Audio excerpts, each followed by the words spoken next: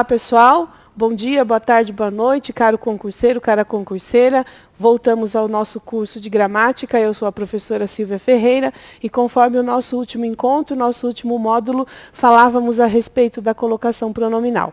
Vimos ali os casos de colocação, quais são as regras necessárias para que nós façamos a colocação numa situação proclítica, ou seja, quando é que os meus pronomes oblíquos atos me, te, se, nos, vos ou alhe devem ser colocados antes do verbo, em quais situações eu posso colocar ali os meus pronomes numa situação mesoclítica e a regra universal de colocação da ênclise, que é quando o verbo começa uma oração, ou seja, se nós temos num primeiro momento, a primeira leitura, no primeiro período, parágrafo, nós temos ali a situação de um verbo começar esta oração, independente se nós temos um período de orações, se você tem ali o início de uma oração, é necessário que você faça, então, a situação enclítica, ou seja, colocar o pronome após o verbo.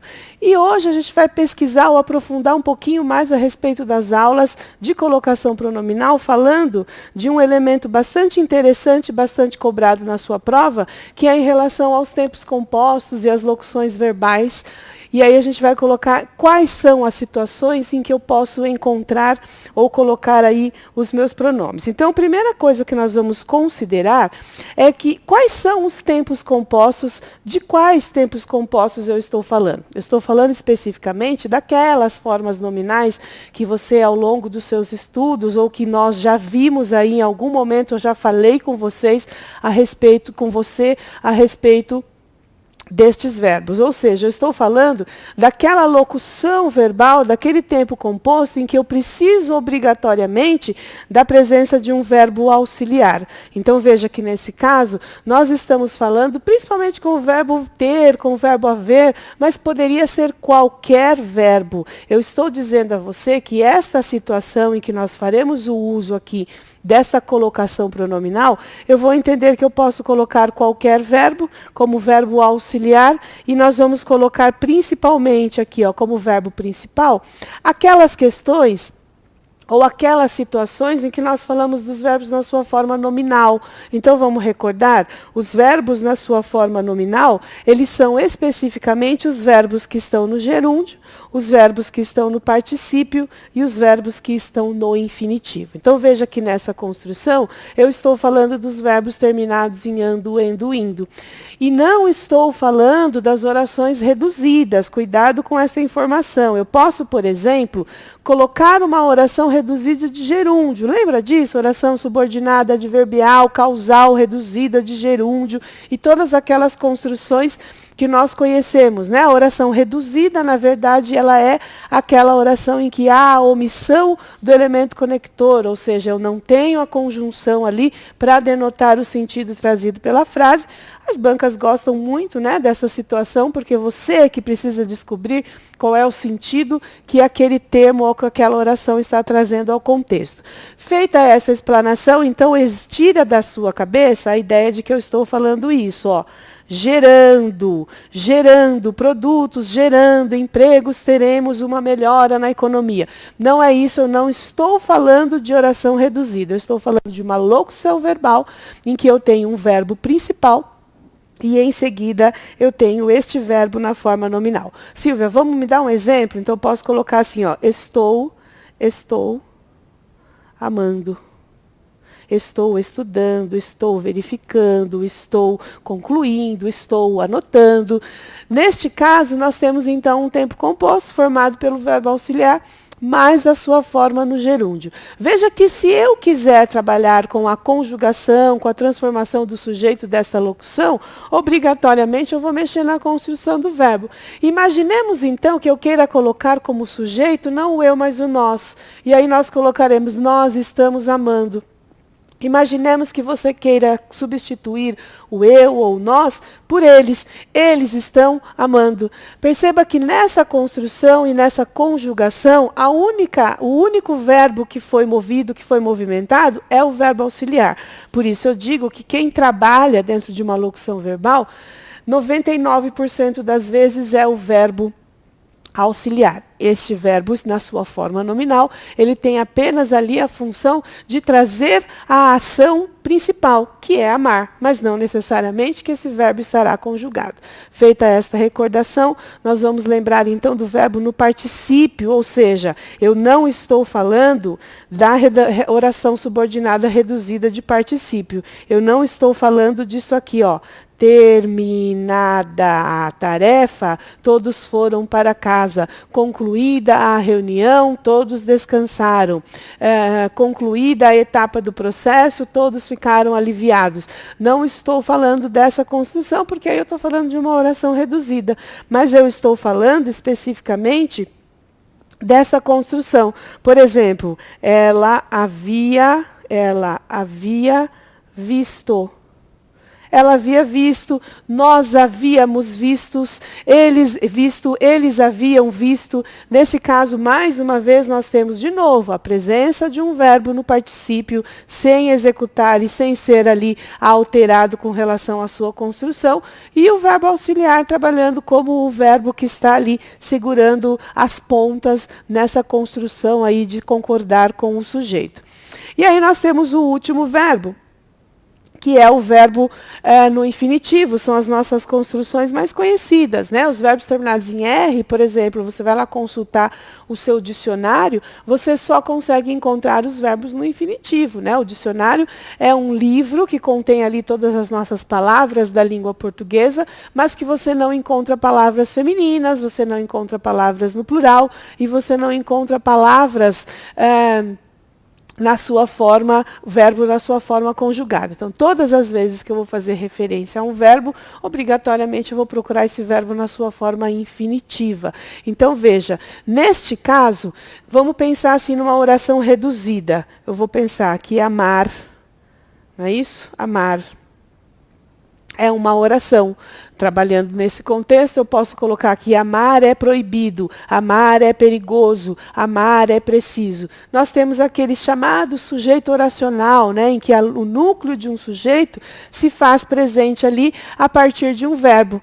Então, considerando isso, eu vou colocar este verbo desempenhando a função de sujeito, mas por ser um verbo, ou seja, a ação de amar é perigosa, portanto, amar está sendo classificado como um sujeito oracional.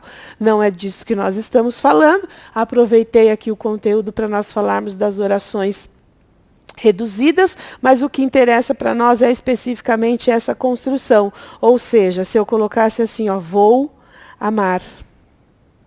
Não é isso? Então, nessa ideia, nós vamos pensar assim, bom, em relação aos tempos compostos, em qual ou em quais lugares eu poderia colocar aqui os meus pronomes oblíquos átonos, me, te, se, nos, vos, o, alhe. Então, a gente vai considerar aí algumas observações que eu vou apagar aqui a tela, porque eu vou colocar as nossas explicações aqui interessantes, ou seja, numa situação enclítica, veja, quando nós estivermos então com esse tempo composto que você anotou aí, que você fez aí essa pequena anotação a respeito disso, anote, porque a gente vai usar, vou colocar outros exemplos, você vai fazer uma anotação também, mas só para você entender de quais tempos compostos, a quais tempos compostos nós estamos fazendo referência. E aí eu vou colocar assim, olha, numa situação enclítica, ou seja, enclítica, a situação enclítica é quando eu coloco o meu pronome após o verbo. O verbo principal, se ele estiver no infinitivo ou no gerúndio, nunca no particípio. Então, vamos lá. Vamos anotar aí, porque isso aqui a gente pode encontrar na nossa prova, sem sombra de dúvidas. A banca pode cobrar isso de você. Independente da banca, nós temos sempre essas questões dentro de uma locução verbal. Veja que nesse caso, eu optei por colocar aqui o verbo no infinitivo. Então, a gente vai considerar que eu tenho aqui um tempo composto, porque eu tenho dois verbos, o verbo querer e o verbo contar. Imaginemos que eu queira colocar o meu pronome sem pensar no verbo auxiliar. Eu poderia colocar este pronome após o verbo? Claro que sim, sem problemas. É um verbo no infinitivo. Não há problemas você colocar aqui uma situação ou uma construção usando o verbo no tempo ali auxiliar, o verbo no, a colocação pronominal juntamente ao verbo auxiliar. Então, há uma possibilidade de você colocar? Sim, sem problemas. Olha só, imaginemos que a minha construção fosse assim: eu não, eu nunca, eu jamais quero contar a verdade. Imaginemos que fosse a situação aqui, né? Eu nunca quero contar a verdade. Não quero contar a verdade. E aí, agora a gente vai considerar o seguinte: é possível que eu faça a colocação do pronome próximo à palavra atrativa? Você vai dizer que sim, claro, sem problemas. Olha, lembra? Nós vimos no bloco anterior que quando há a presença da palavra atrativa, obrigatoriamente a sua construção, a sua colocação estará numa situação proclítica. Então, veja que eu estou colocando assim: eu não quero contar, eu não lhe quero contar a verdade. Sem problemas, eu apliquei a regra da colocação. Eu posso, sem problemas, colocar aqui. Mas aí vamos considerar a seguinte possibilidade. A banca pode dizer para você: na linha 10 do texto, é possível, né? Então, você tem lá a linha 10 do texto. Essa aqui é a linha 10 do texto. Na linha 10 do texto, é possível a colocação pronominal antes ou depois do verbo. Sim, sem problemas. Eu poderia também colocar assim, ó: eu não quero lhe contar. Também é uma segunda possibilidade. O que você não pode fazer, candidato, candidata que está aí anotando, você não pode colocar o hífen. Se você coloca o hífen aqui, você vai dizer ou vai denotar que este pronome pertence ao verbo. E, na verdade, ele não pertence ao verbo, porque se você tem uma palavra atrativa, ele tem que ficar solto. Tá? Então, eu posso colocar em 3 situações a colocação pronominal com o verbo no infinitivo. E aí você está pensando: bom, Silvia, mas ok, sem problemas. Eu poderia colocar, então, a colocação, fazer a colocação antes, ou seja, junto à palavra atrativa e após o verbo querer, após o verbo auxiliar. Mas tem certeza que eu posso colocar esse pronome aqui numa situação enclítica, considerando que eu tenho uma palavra atrativa? Você vai marcar que sim, sem problemas. Por quê? Porque a situação é a seguinte: o verbo no infinitivo, ele aceita sempre, sempre. Ele sempre vai aceitar o pronome. Independente se há uma palavra atrativa ou não, a colocação pode ser feita sem problemas. Então, veja que nesse caso, eu poderia colocar mais duas, reescrever a frase 10 do texto em 2 outras situações. Eu não lhe quero contar a verdade, ou eu poderia dizer: eu não quero lhe contar a verdade, desde que eu não coloque o hífen, prendendo ali o meu pronome junto ao verbo. E a terceira possibilidade é a que já está no texto: eu quero contar-lhe a verdade. Ok? Então, voltando ali ao nosso slide, enclítico em relação ao verbo principal. Se este vier no infinitivo ou no gerúndio, nunca no particípio. Vamos lá para a nossa próxima tela, só para nós abordarmos então esta consideração que fizemos aqui. Olha só, proclítico ou enclítico, foi o que nós já fizemos. Perceba que eu coloquei aqui, eu tirei o não é? Então ficou assim. Eu poderia dizer: eu lhe quero contar a verdade, eu quero lhe contar a verdade, eu quero contar-lhe a verdade. Coloquei aqui o meu não, que é uma palavra atrativa. Mais uma vez eu terei: eu não lhe quero contar a verdade, eu não quero lhe, sem o if, contar a verdade. Ou numa terceira situação, eu quero contar-lhe a verdade. E aí a outra situação: mesoclítico, ou seja, eu posso fazer a mesóclise se o verbo auxiliar estiver no futuro ou no futuro do pretérito. Então vamos lá, vamos fazer as nossas anotações aqui, porque este é um conteúdo bastante importante para a sua prova. Olha, a mesóclise é o verbo colocado no meio, não é isso? Então, ó, vamos tirar esse verbo aqui, vamos tirar esse pronome, você vai entender que o verbo está assim, ó: teria contado. Eu teria contado a verdade se soubesse. Eu teria contado a verdade se soubesse. Vamos lá. Vamos dividir aqui a tela? Vamos dividir aqui a nossa locução e vamos brincar da seguinte situação. Você vai marcar aí, eu vou falar pausadamente, porque este é um erro bastante comum, principalmente em redação, né? Havia avistado-me, tinha conduzido-me. Todas essas construções estão muito, muito erradas. Não há a menor possibilidade de você querer colocar junto ao verbo no particípio um pronome. Então anota aí no seu caderno, faça essa observação, mude a cor da caneta e escreva assim, olha, particípio não, nunca, jamais carrega pronome. Não há a menor possibilidade de você colocar aqui, quando o verbo terminar em ado ou ido, colocar o me, tc nos vos. Então, quando eu digo ou quando eu escrevo, havia contado-me a verdade, havia esperado-me junto ao portão, em todas essas situações, nós estamos trabalhando com o verbo no particípio. Então, o verbo no particípio, ele não carrega pronome. Feita esta observação, veja que eu tenho apenas nesta construção, olha, meu verbo está começando a frase. Posso fazer a próclise? Claro que não. Nós não começamos, é a regra universal. Nós não começamos frase com pronome. Então tá, qual seria ou quais seriam as duas possibilidades que nós temos? A primeira já está na tela, ou seja, verbo no futuro, pronome no meio. Verbo no futuro do presente, verbo no futuro do pretérito, coloca o pronome no meio do verbo. Então, nós temos aqui, ter-lhe-ia contado a verdade, se a soubesse. Será que eu posso, sem problemas, colocar isso aqui? Teria-lhe contado a verdade?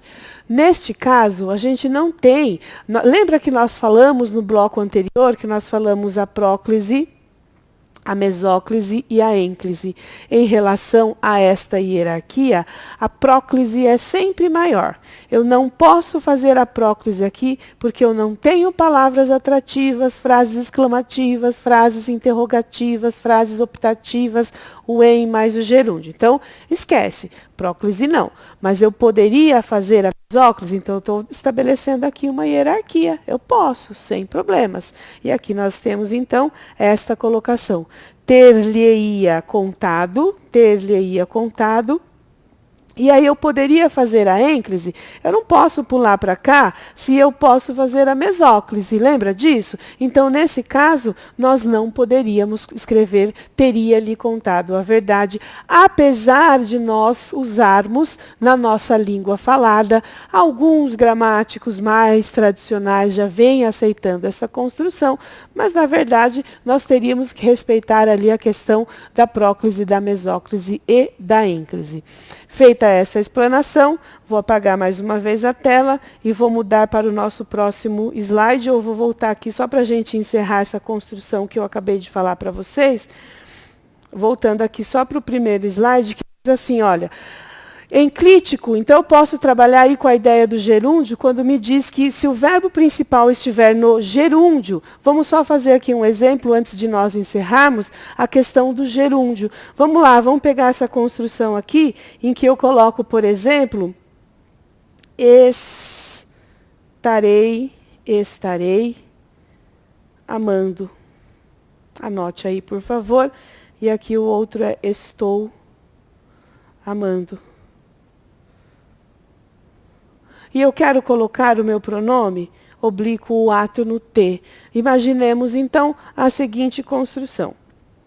Estarei é um verbo no futuro. Logo, pela lógica e por aquilo que nós já descobrimos, você vai colocar o T no meio do verbo. Então, nós vamos escrever assim, ó. Estar-tei amando. Não é isso? Estar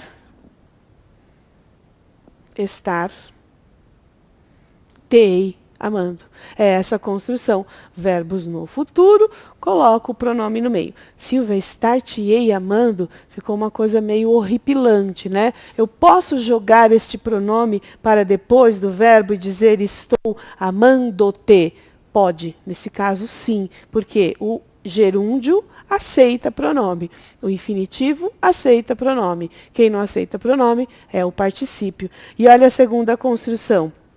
Estou amando-te. Eu posso colocar o meu pronome antes? Não, não posso, porque eu não tenho palavra atrativa. Posso colocar no meio? Não, porque neste caso eu não tenho um verbo no futuro. Então eu poderia colocá-lo aqui. Estou te amando. Estou te amando. E aí, Silvia, você disse que o gerúndio gosta e ele aceita o meu pronome. Então eu poderia dizer estou amando-te. Também pode. Então, veja as seguintes construções. No primeiro exemplo, estar-te-ei amando ou estarei amando-te. Na segunda construção, estou-te amando ou estou amando-te. E a título de curiosidade, a título aqui para você pensar um pouquinho, vamos imaginar que a banca tenha colocado a seguinte construção. Ao se inserir a palavra não, antes das duas ocorrências, é possível quais colocações? Quais seriam as colocações dentro dessa questão em que você pode fazer a colocação? Vai pensando aí, vou te dar 30 segundos para você rapidamente me devolver a resposta.